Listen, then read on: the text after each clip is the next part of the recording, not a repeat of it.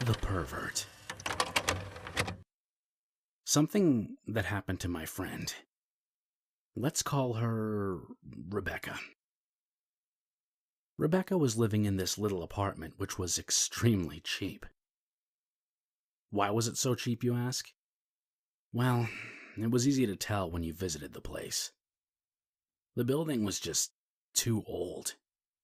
This wasn't a problem in itself, since the upkeep of the building had been perfect. However, what it did mean was that the building was lacking security. There was no auto lock, reinforced windows, and if someone tried to break in, it wouldn't be that difficult. Rebecca wasn't particularly popular as girls went, but she was pretty, and I told her repeatedly that she had to be more careful as she was living by herself. The room she was living in itself was a really nice place, so I suppose that's why she didn't want to leave. Thanks to her carelessness, I ended up getting the biggest fright of my life. It was Rebecca's birthday, and as a surprise, I dropped by her room suddenly to give her a present. As I was chilling in her room, my line of sight drifted lazily around.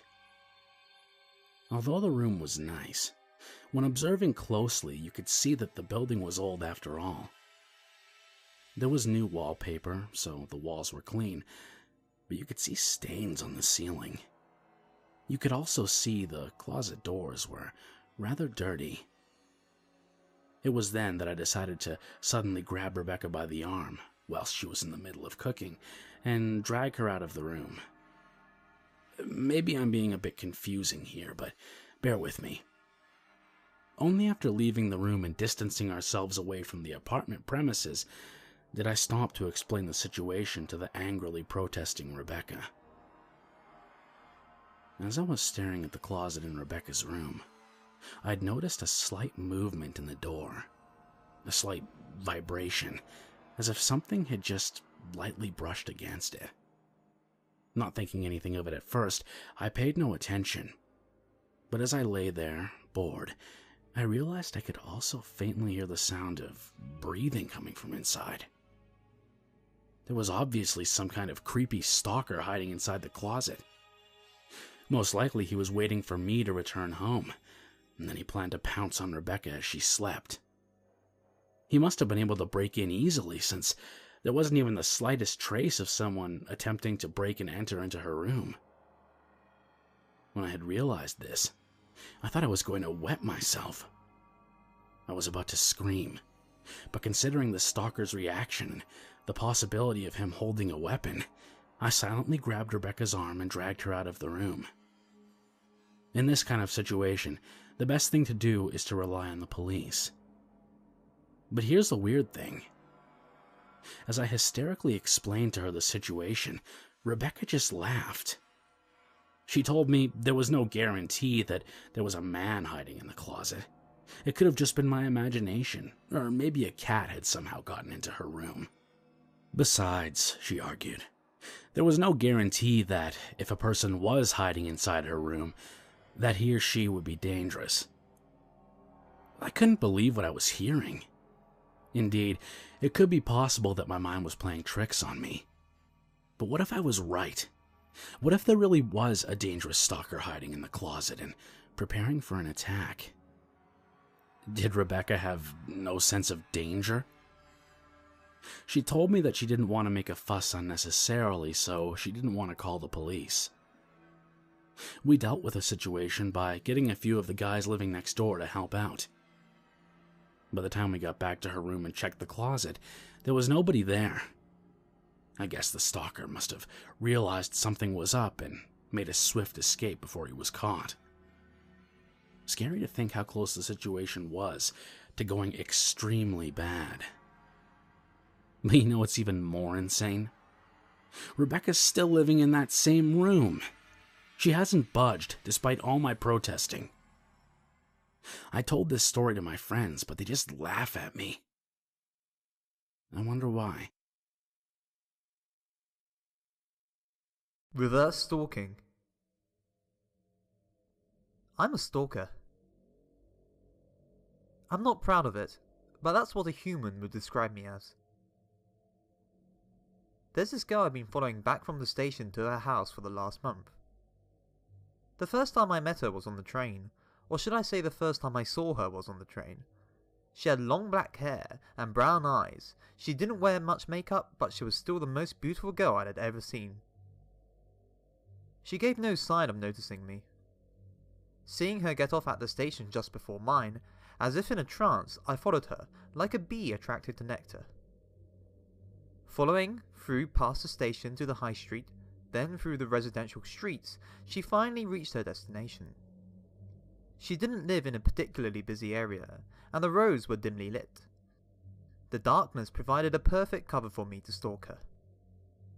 But I still watched from afar, keeping a distance of 30 meters away from her just in case. I'd seen what could happen to male stalkers who got caught up in Japan. Spying from behind a tree next to her apartment, I saw the girl walk up the stairs to the second floor. As she opened the door and switched the hall light on, I could see the room number. Room number 5, I mumbled to myself. I've been stalking her every day since. Well anyway, I've been keeping this up for the last month. Don't get me wrong, I'm not a creep. I haven't played any tricks or done anything to her. All I've done is to watch her from a safe distance. I haven't touched her. Japanese trains are hardly ever late, and so she would always get off at the station at the same time. She would always buy the same thing from the same convenience store and walk back the same route back home. It was like she was a machine. She always reached her home at exactly the same time. It was the same that night as well. She reached her apartment at 8:25, only 5 minutes off her average. As I did every day, I silently whispered, "Good night, sweetie," and I turned to head back home. It was roughly a 15-minute walk back to the station, but it was winter and the snow was heavy. It had taken us twice the normal amount of time to get back to her apartment. Shivering, I trudged through the snow. I needed to buy myself a coat, but with my pay, it was impossible. It was as I was about to reach the convenience store that I heard a strange sound behind me. Footsteps. How could that be? I thought to myself. I had walked back this way every single day for the past month. There were never any other pedestrians at this time. I stopped and looked behind me, but as I stared into the darkness, all I could hear was the sound of icy wind blowing against my face. Shivering again, I turned around.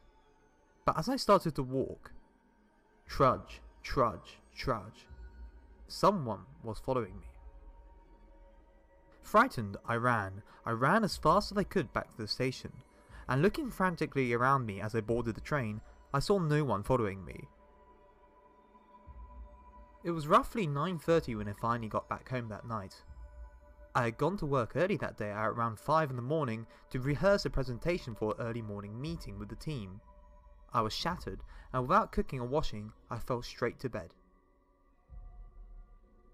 I must have slept for around 30 minutes when a deafening crashing sound seemed to erupt all around the room. At the same time, I felt a large pain to my forehead as if something had crashed into it. I woke up instantly. Panicking, I reached for my baseball bat and swung it around the room blindly. Something was in my eyes and I couldn't see properly. Had someone tried to break in? Eventually I calmed down, and coming to my senses I stared around the room to see what had happened. My window had been smashed. Looking around the floor, I soon found what had caused the damage. A stone. It was the size of my fist. Picking up the stone, I realised it was wet. Wet with my blood. Instinctively, I touched my forehead and winced. Blood was trickling down my face from a gash in my head. It was the blood in my eyes that had blinded me, but the wound didn't seem to be that deep. Wrapping a bandage around my forehead, I fearfully peered outside the broken window to see who had caused the damage. She was wearing a pair of red boots and a white coat. I suppose I hadn't seen her wear it before, as it was too snazzy for work. She moved her black hair out of her face and smiled at me. She shouted up, "You're mine." The girl I had been stalking had stalked me back to my house. From that day on, she's been stalking me every single day. Every day as I get off at my home station, I hear the same relentless footsteps trudging behind me. It's like she isn't even trying to be conspicuous. She's deliberately trying to agitate me. I truly regret stalking the girl. I didn't realise how scary it could be when you were stalked yourself. Even after I've entered my room, she stands outside, waiting, sometimes peering through my window with a malicious grin. Sometimes she waits for me to fall asleep, then rattles the doorknob to wake me up. She also leaves messages in my front door saying she's going to hurt me and torture me in my sleep.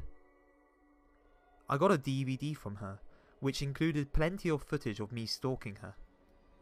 She had set up secret video cameras on the way back to her house. She'd set me up completely. Calling the police on her would only incriminate me, not her. Maybe this had been her plan all along. Or maybe she's just crazy. I think I should just call the police. At least in prison, I can get a good night's sleep.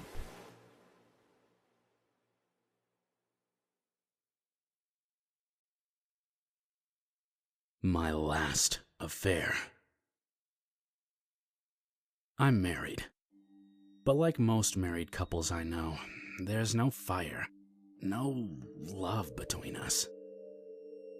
I like her as a friend and companion, but I have no feelings towards her as a member of the opposite sex.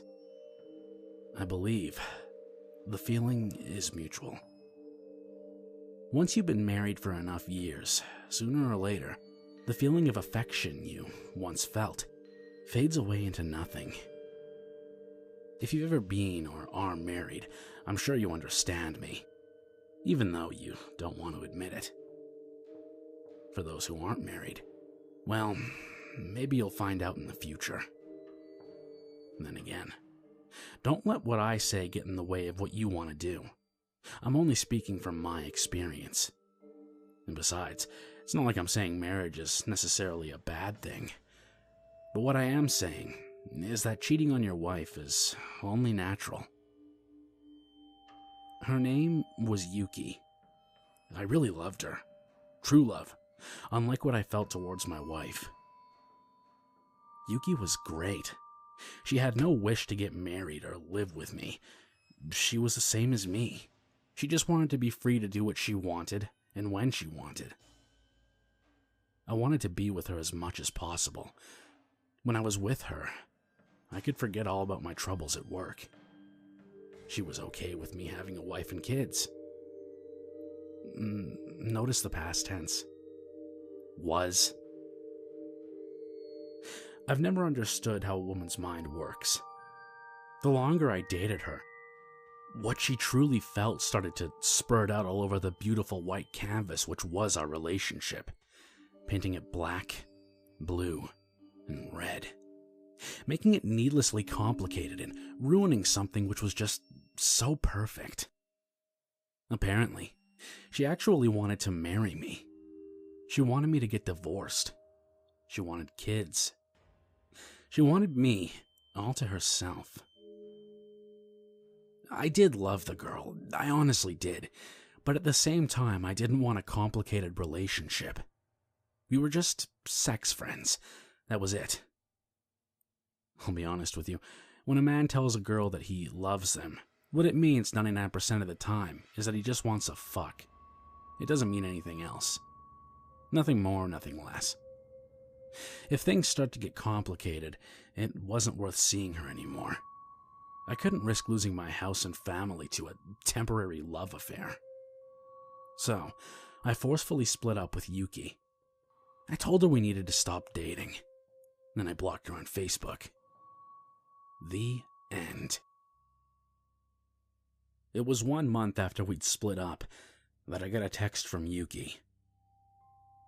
"It's been a while," it read. I wouldn't have bothered replying, except there was a picture attached to the message. It was beautifully taken and starred Yuki. She was smiling angelically and appeared to be waving to me through the photo. She was so beautiful. If only she hadn't gone all crazy on me. I considered again if there was any possible way for it to work between us, but it was impossible. Unless we moved to a distant country which accepted dual marriage. My God, though, she was hot. It was as I looked at the photo, however, that I felt a chill run through my spine.